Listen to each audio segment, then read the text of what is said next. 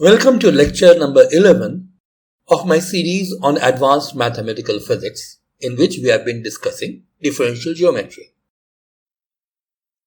In today's lecture, we are going to meet a very important structure which every differentiable manifold has, namely its tangent bundle.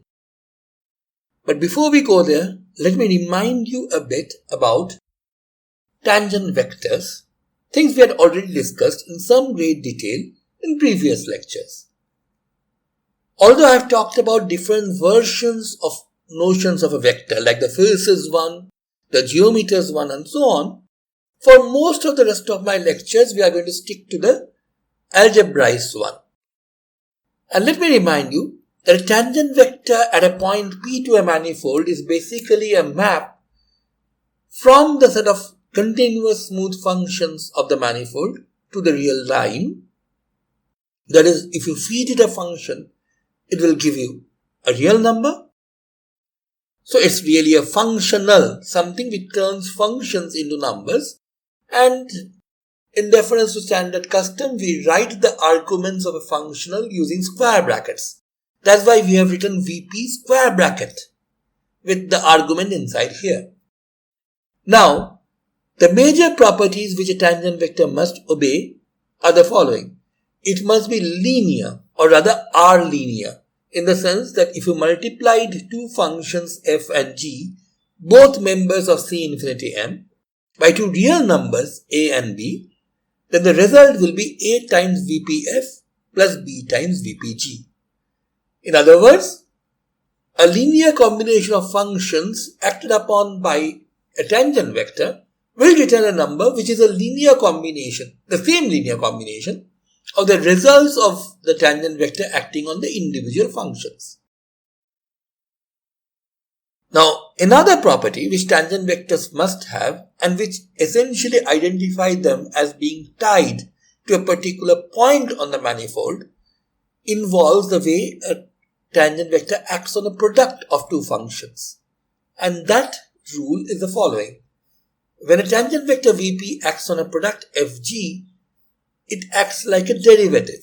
In other words, the first function is left intact. Rather, it's not really left intact. Its value at the point P is obtained, and that multiplies the action of Vp on the second function, to which you add the value of the second function at the point P times the action of Vp on the first function.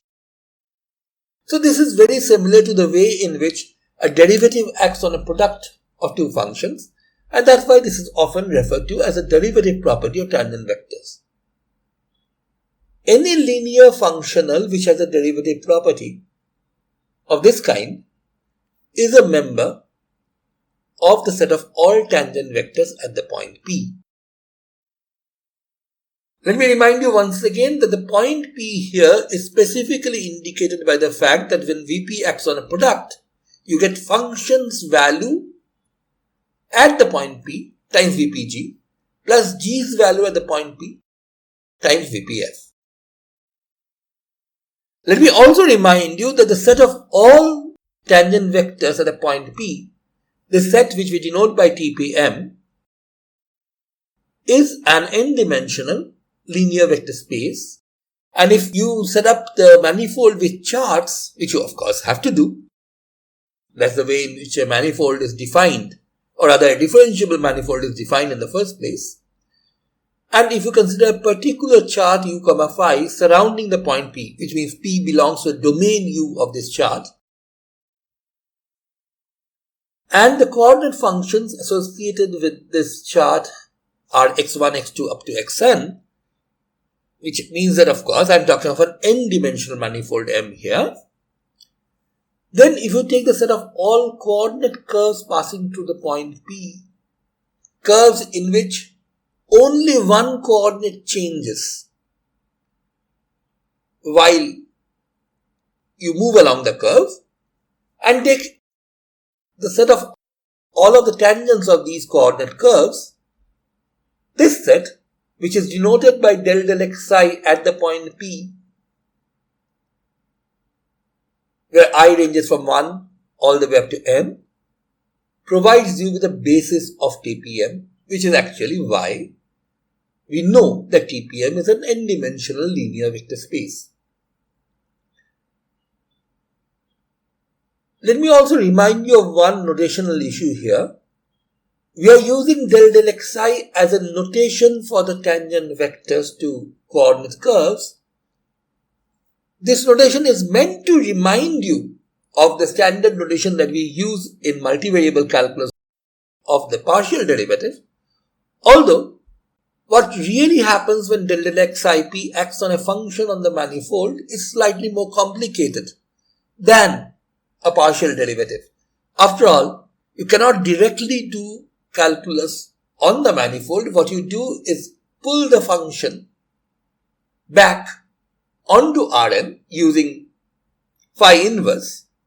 So F composite phi inverse, where phi is the chart, and this proxy function's derivative with respect to the ith coordinate is actually what this del xip is. So it is really a partial derivative, but not a partial derivative of the function f directly. And that's simply because you cannot really do calculus directly on a manifold. You always have to make use of the differential structure provided by the charts and use the proxy functions to stand in for the functions on the manifold. In case this sounds too abstract, let me rush in to assure you that using the proxy functions is actually more natural than you may think. For example, when we talk of a function on the surface of a sphere, we usually talk of a function of theta and phi. That really is not the actual function on the sphere, which would assign each point on the sphere to a value. It's actually the proxy function corresponding to this function, where we are expressing f composite phi inverse as a function of the coordinates, in this case, the two angles. Now, with this background, let us now turn to the topic of today's lecture, which is the tangent bundle of a manifold. Now, what exactly this is follows simply from the notion of tangent planes. If you take the set of all tangent vectors at all points of a manifold M, then this set is called the tangent bundle of M, and you denote it by Tm. Since vectors belong to some tangent plane TPM or the other, it stands to reason that if you were to take the union of all the TPMs, where P ranges over the entire manifold, then you have got all the vectors at all points of the manifold, and thus this means that you have found an expression for Tm, the tangent bundle. Now, what is very important is that every element of this tangent bundle, every vector in the tangent bundle is actually stuck to a particular point on the manifold. And the map that associates every vector with that point of the manifold it is attached to is very, very important in the theory of tangent bundles. This is called the canonical projection pi. So, when Vp belongs to TPM, Vp of course is an element of Tm as well, and when pi acts on this Vp, it returns to us the point P, and point on the manifold M. Now this also tells us that if you apply the inverse map, pi inverse, on P. Okay, let me correct myself. Strictly speaking, pi inverse is not an inverse map. Pi is not an invertible map in the first place. Simply because many vectors, all the vectors which belong to TPM, infinitely many of them in fact, all map onto the same point P. So pi is definitely not a one-to-one map. Having said that, pi inverse here simply means the inverse image under pi of the point P. All the elements of Tm which upon action by the projection pi gives you the value P. And that of course is every vector in TPM.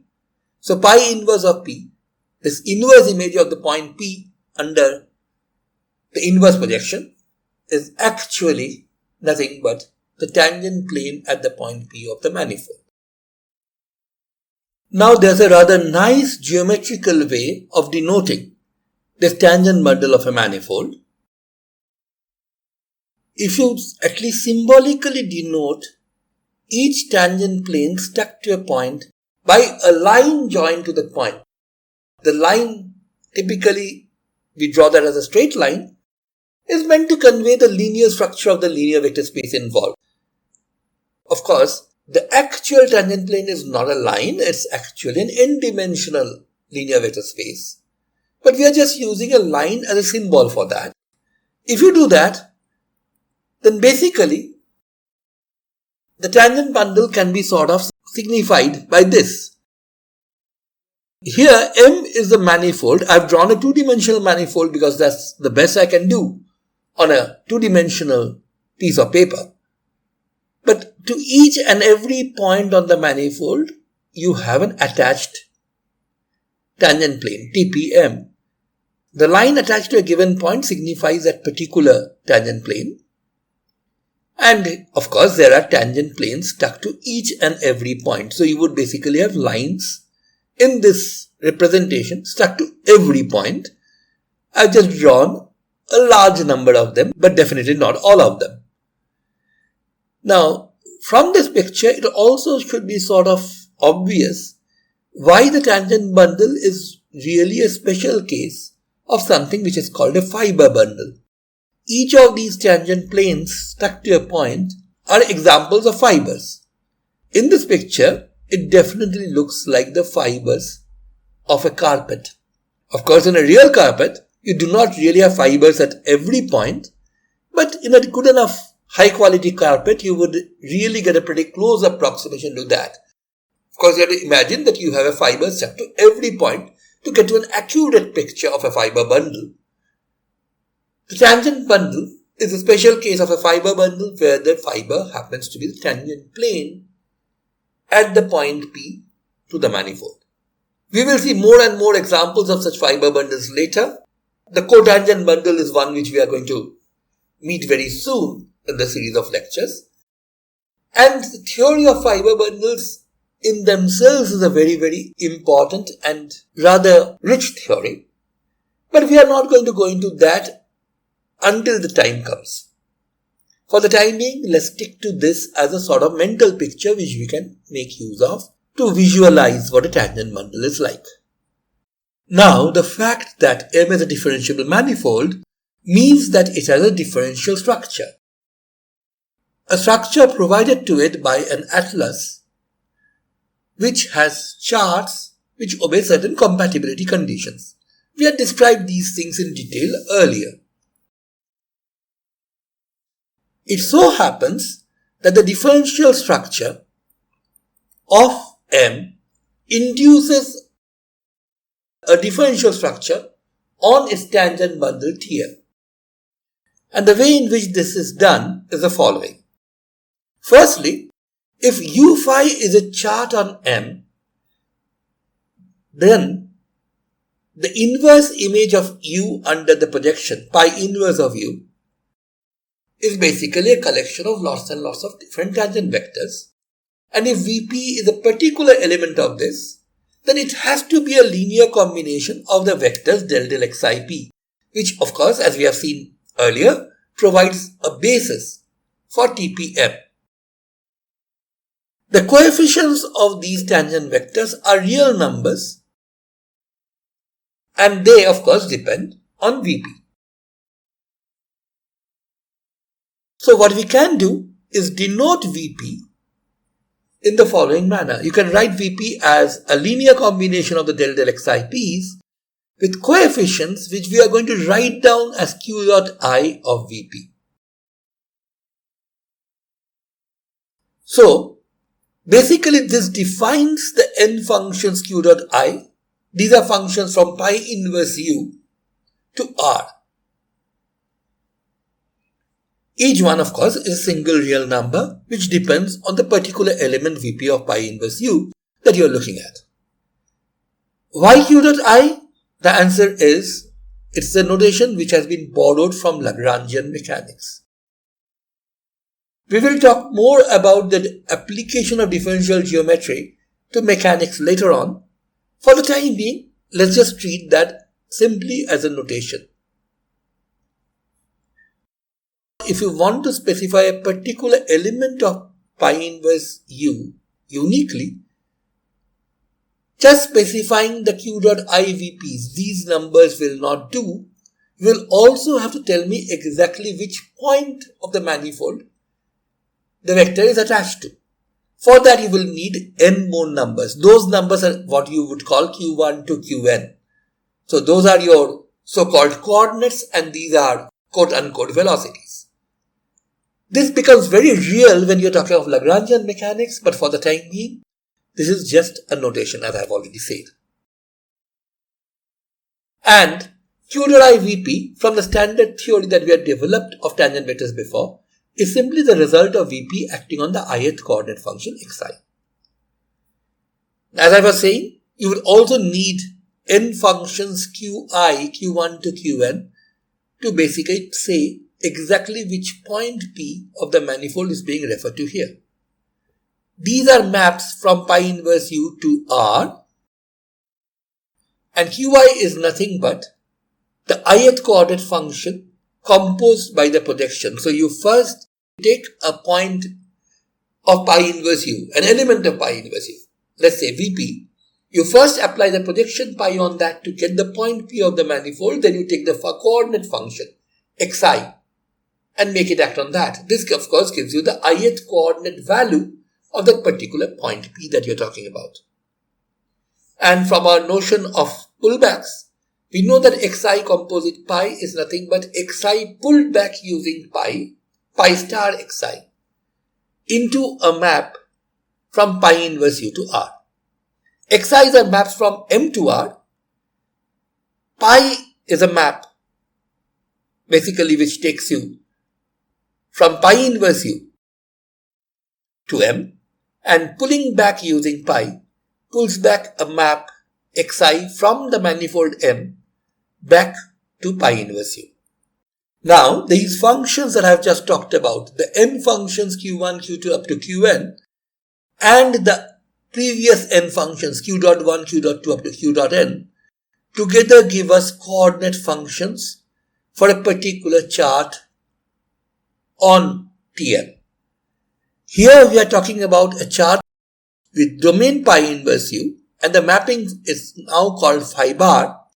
Of course, it's connected to the map phi in the chart u, phi of the manifold, which is why the notation refers to that with phi, but you have put a bar on top. And phi bar is defined in the following manner. Phi bar acting on Vp has two n coordinates, the first n of which actually tell you about the point P. These are the Qi's, so Q1 Vp up to Qn Vp are nothing but x1 of P, x2 P up to xn P. And that's followed by the n q dots, q dot 1 Vp up to q dot n Vp. This, of course, tells you the n components of the vectors.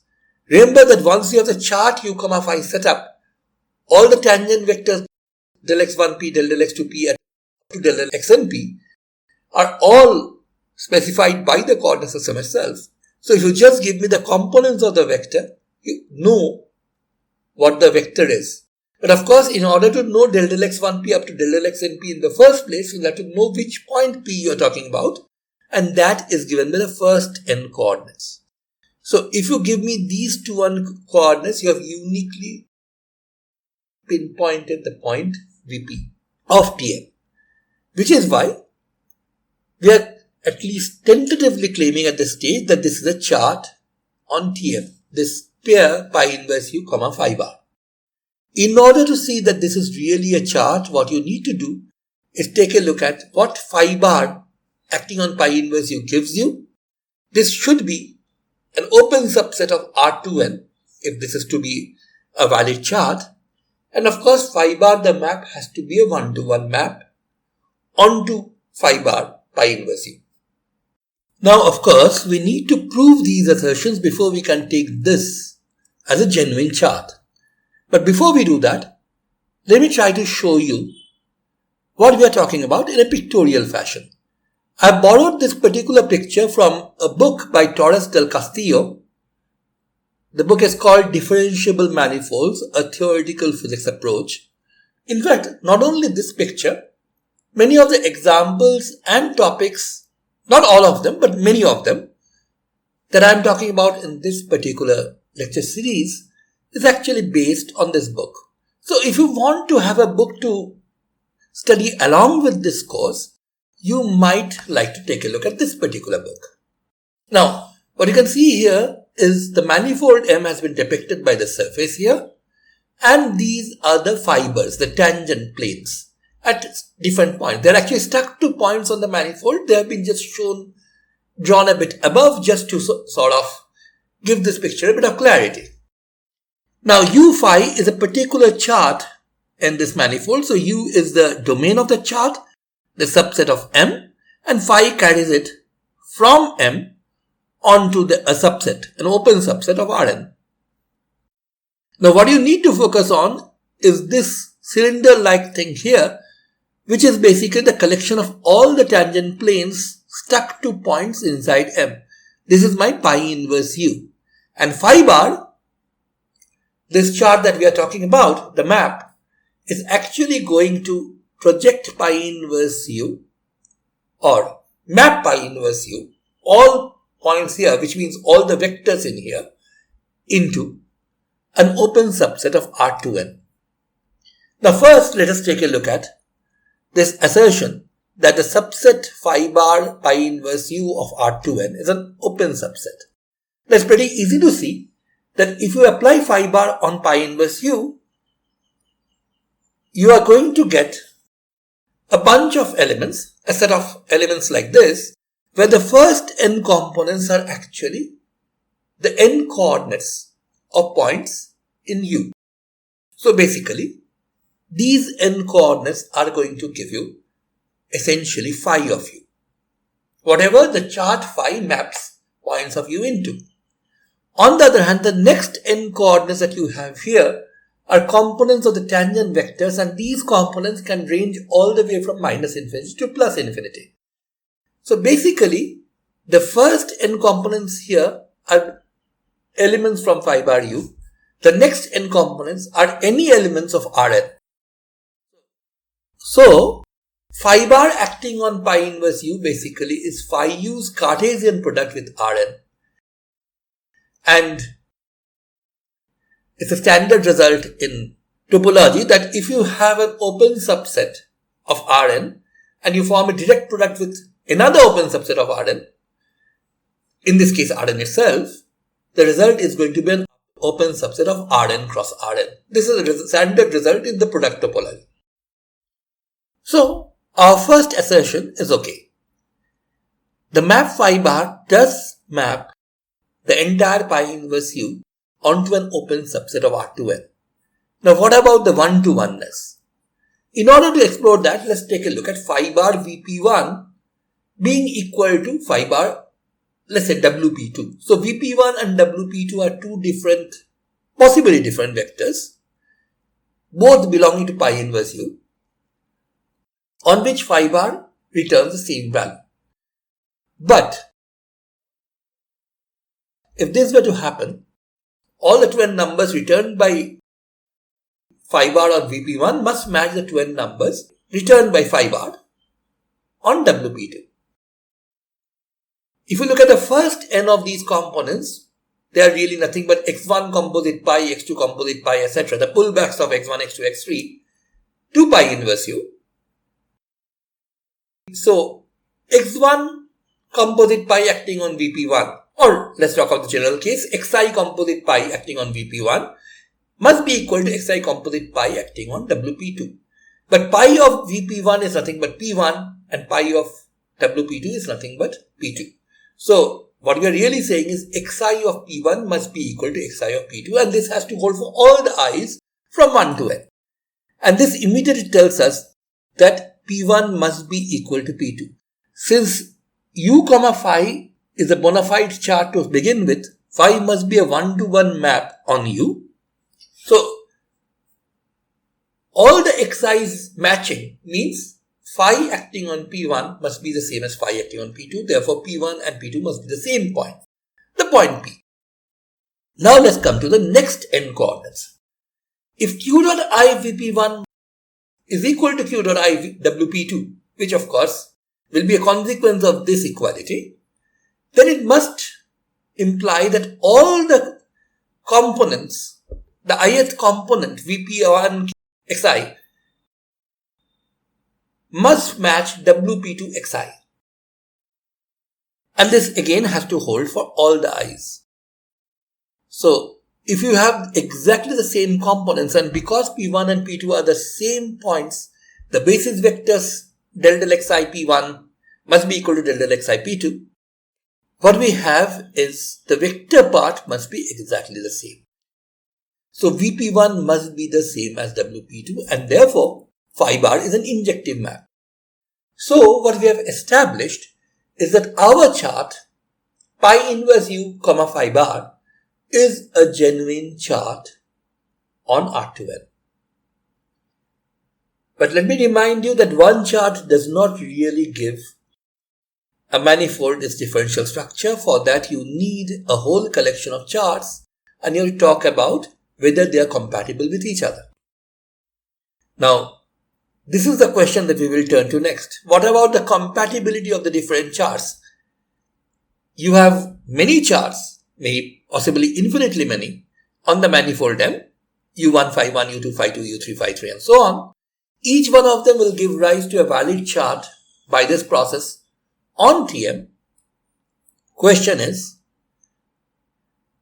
if the original charts are, say, CK compatible, what can we say about these charts? And the answer is the following. If two charts U phi and U prime phi prime of M are CK related, let me remind you that this means that the transition functions phi composite phi prime inverse and phi prime composite phi inverse are both CK continuous functions. The functions which are differentiable or which have partial derivatives of up to the kth order which are continuous. Then, the corresponding charts on Tm that you get from U phi and U prime phi, pi inverse U, phi bar and pi inverse U prime, phi prime bar on Tm are also compatible, but they are actually CK minus 1 related. So, if the original manifold was a CK manifold, Tm will be a CK minus 1 manifold, one order of differentiability less. We will soon see why that is true. But let me also point out that if we are dealing with a smooth manifold, a C infinity manifold, as we would usually talk about, then of course K minus 1 is the same as K. So what this is asserting is that the tangent bundle of a smooth manifold is itself a smooth manifold, albeit of dimension which is twice the dimension of the original manifold. To see why the compatibility between these charts on Tm is one order less differentiable than the compatibility relations between the original charts, let us look at the transition functions between phi bar and phi bar prime. For this, what we need is to go back to the coordinate functions of these two charts, U, phi and U prime, phi prime. Let's call them xi and x prime I respectively. So, x1, x2, xn and x prime 1, x prime 2 to x prime n. And by the same token, these charts U phi and U prime phi prime will induce charts pi inverse U phi bar and pi inverse U prime phi prime bar on Tm, and the coordinates there, let's write them as qi's, q prime i's respectively. In fact, I've just written q dot I and q dot I prime here, but you have to pay attention to the fact that it's not only q dot i's, it's also qi's. Now, when we have a point P in the intersection of the two domains U and U prime, then we have to talk about compatibility. What about q dot I for a particular vector Vp belonging to the TPM? That, of course, is given by Vp of xi. But Vp, remember, can be expressed in the new coordinates simply by using q dot j prime Vp del x prime Jp. And this vector has to act on xi.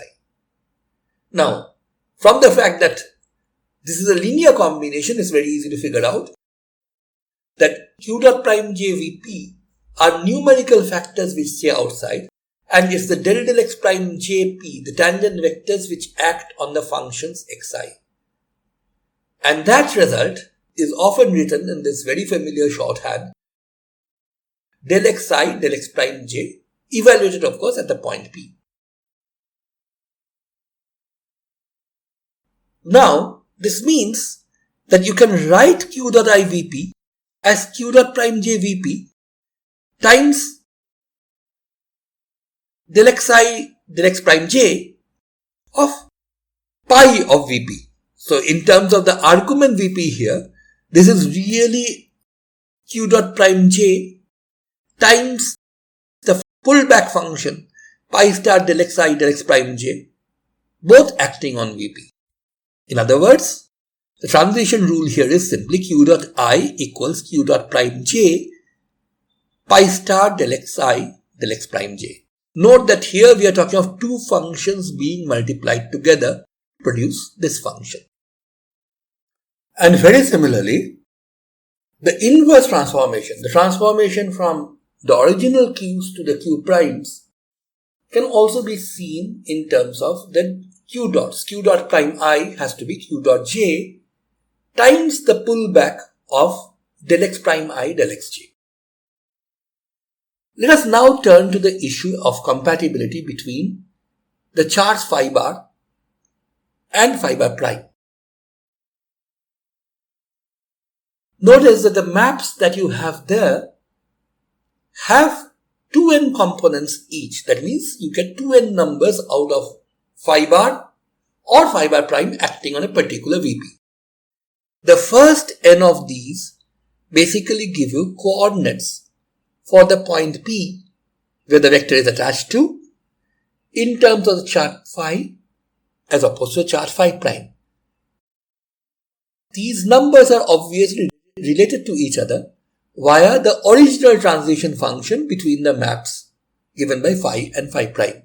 And so they are known to be k times differentiable. On the other hand, in addition to those n numbers, you also have these n numbers q dot i's for the chart phi bar and q dot prime j's for the chart phi bar prime.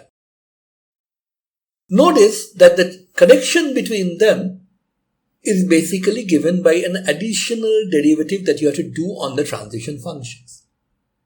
And this means that if your original transition functions were k times differentiable, the new transition functions for the last n coordinates must be k minus 1 times differentiable because one derivative has already been done here. So if you differentiate this k minus 1 times, you will actually end up differentiating the transition function up to a total of k times. This means that while the first n components of phi bar and phi bar prime are related to each other by a map which is k times differentiable, the next n components are actually related to each other by a transition function which are k minus 1 times differentiable. Overall, the rule for going from phi bar to phi bar prime or the other way around must be k minus 1 times differentiable. Let me point out once again that if your original maps were infinite times differentiable, as it would be the case for a smooth manifold, this would really make no difference.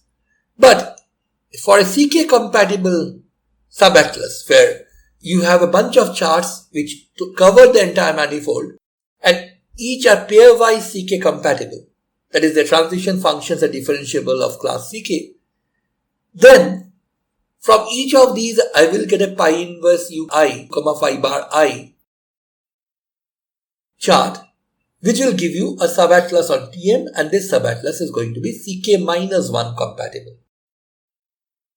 So if M has a Ck structure, the tangent bundle has a Ck-1 structure. That's one of the major differences between M and Tm. The other one, of course, being that M is an n-dimensional manifold, whereas Tm is a 2n-dimensional manifold. Now that we have finally formally established the differential structure of Tm, let us now make use of this differential structure to ask whether our very important player in this game, the projection map, is a differentiable map.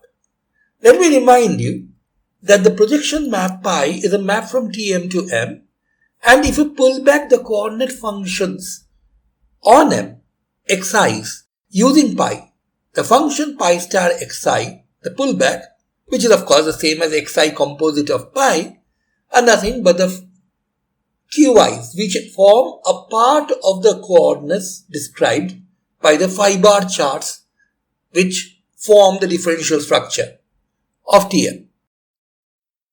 Now let me remind you that for two generic differentiable manifolds M and N, a function f from M to N is differentiable at P belonging to M if given a chart u, phi around P, which essentially means that P belongs to a domain U of the map phi, and another chart v, chi around f of P.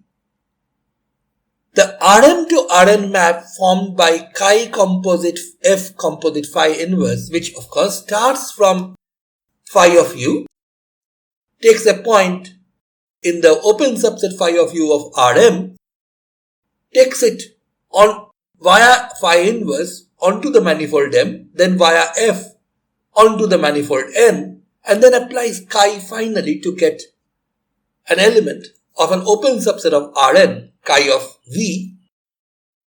If this map is differentiable, then we say the function f from M to N is differentiable. Another way of saying this would be in terms of the coordinate functions. If x1 to xm are the coordinate functions on M, which we assume, in fact we have already done that, is M dimensional, and y1, y2 up to yn are coordinate functions of the n-dimensional, small n-dimensional manifold capital N, then what you are going to say in an equivalent fashion is that the n Rm to R functions yi composite f composite phi inverse are each differentiable.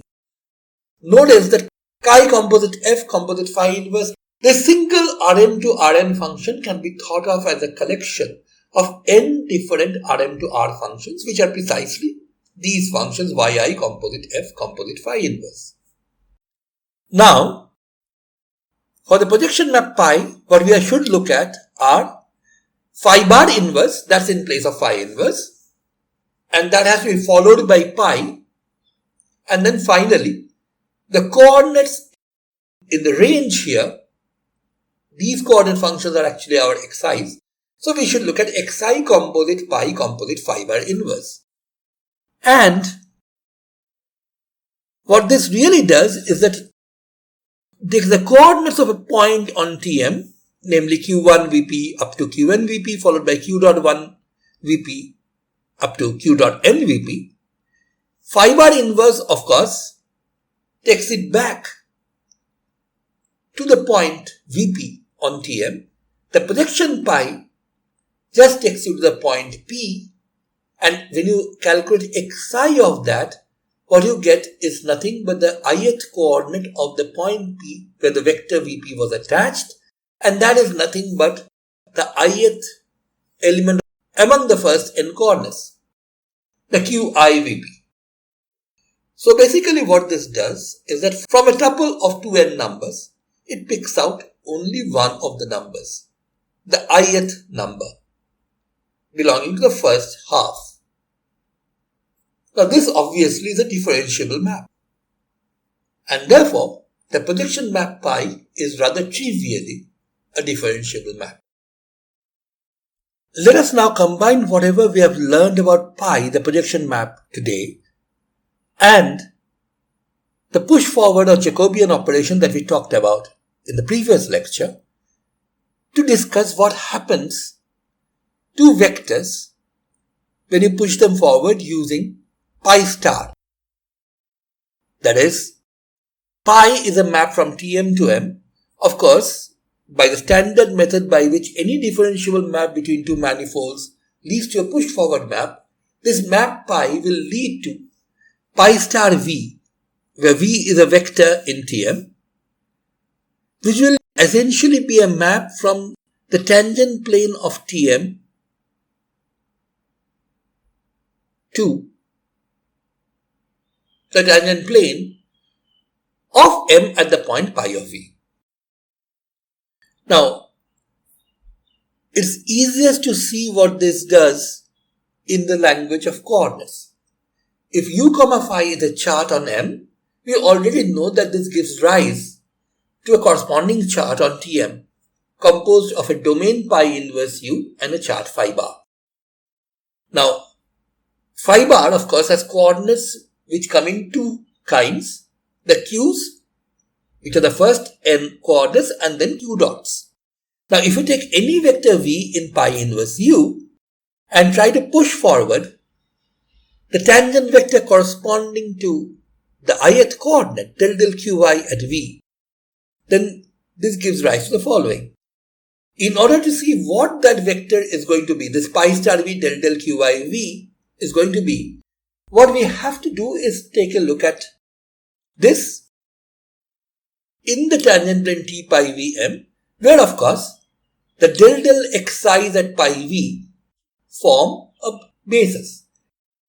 And in order to find the coefficients in this basis, I need to take this vector and apply this on the functions, coordinate functions, let's say the xj.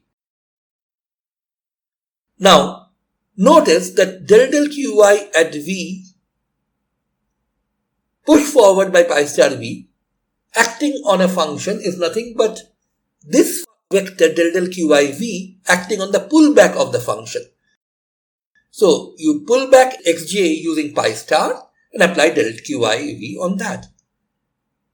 But this thing, this xj composite pi star xj, is nothing but qj. So, this del del qi at v of qj is simply nothing but delta ij. This is something I can get directly from by pretending that these are actually partial derivatives that we are doing. Or if you want to fall back on the original definition, this simply is a special case of the fact that if you are using the coordinate functions and the coordinate basis vectors, then the ith coordinate basis vector acting on the jth coordinate function will just ask how much will the jth coordinate function change when you change the ith coordinate, and there, of course, if I and j are equal, the change will be exactly at a rate of 1. Otherwise, there will be no change whatsoever, which is what this delta ji really is telling you. So, pi star v del qi v, this vector, is simply nothing but pi star v del del qi v acting on xj times del del xj pi v. That is what I just said. You want, in order to find out the vector, you just have to find out its components in the basis. But since this is delta ji, this is simply del del xi at pi v. So when you push forward the ith coordinate vector from Tm, using this projection, you end up with the ith coordinate vector on the manifold at the point pi v. Now what happens if you were to do the same thing to the other kind of basis vectors that you have on Tm? The basis vectors which come from the q dots, del del q dot I. If you push that forward using pi star v and make that act on xj, then by exactly repeating the same calculation, you will get that this is del del q dot iv acting on the function qj, which actually asks the question, if I were to change the ith velocity and only the ith velocity by an amount, let's say t, at what rate will the jth coordinate change? Of course, on Tm, Qi's and Q.i's are essentially independent variables. So if you change the velocity by a certain amount, the coordinate doesn't have to change at all, which means this partial derivative is nothing but 0. So if you were to push forward the del Q.I tangent vectors to Tm, by using pi star v, you're actually going to get the null vector of pi of v, a vector whose components are all 0. So pushing forward the del Qy's give you del xi's at pi of v, and pushing forward the del Q.i's using the projection operator gives rise to a null vector.